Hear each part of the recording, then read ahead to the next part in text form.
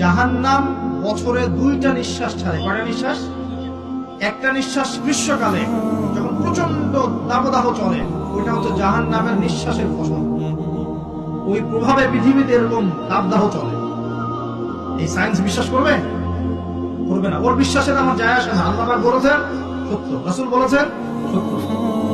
আরেকটা হচ্ছে শীতকালে যখন প্রচন্ড ঠান্ডা, তখন শীতকালে জাহান্নামের এমন একটা জায়গা আছে যেটা কিন্তু শীতল জায়গা।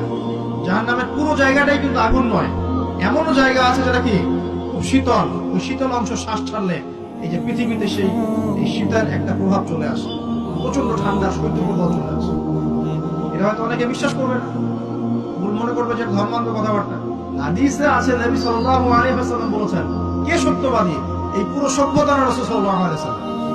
এই বিশ্বের সমস্ত মানুষ সত্যবাদী বেশি না আল্লাহ রাসূল বেশি সত্যবাদী? বাস, আর কোনো দরকার আছে কথা?